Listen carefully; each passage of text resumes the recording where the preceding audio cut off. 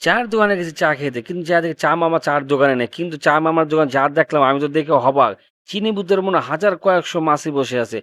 চা মামার কাছে আমার একটাই প্রশ্ন, "চা মামা তুমি চা'র দোকান এভাবে রেখে কোথায় যাও? সাধারণ মানুষ আমরা চা খেতে আসি, তোমাকে পাই না। কিন্তু তোমার চা'র দোকানে যে অবস্থা এত মাছি।" এটা চা মামার কাছে না। এটা যারা ফুটে আনাচে কোনাচে যারা আপনি খোলা জিনিস বিক্রি করেন, এরা সবার কাছে প্রশ্ন আমার। আপনার যখনই রাস্তাঘাটে কিছু বিক্রি করবেন, অবশ্যই ডেকে বিক্রি করবেন। কেননা আমরা সাধারণ মানুষ, রসালো মানুষ, বাইরের জিনিস খেতে খুব পছন্দ করি। এসে যদি দেখি এই অবস্থা, তখন আর আমাদের খাওয়ানোর মন উঠে যায়। তাই কি আর করব? শেষ পর্যন্ত একটা জিলাপি নিয়ে জিলাপি কামড় দেওয়ার সাথে, সাথে রসটা আমার মুখ ভরে গেছে। মনে হচ্ছে জিলাপি না, মনে হয় এক টুকরো মধুর চাকে কামড় দিছি। সাথে, সাথে চা মামার উপর থেকে আমার রাগ নিমিষে কমে গেল। তারপর চা মামার যে অবস্থা দেখে খুব খারাপই লাগছে।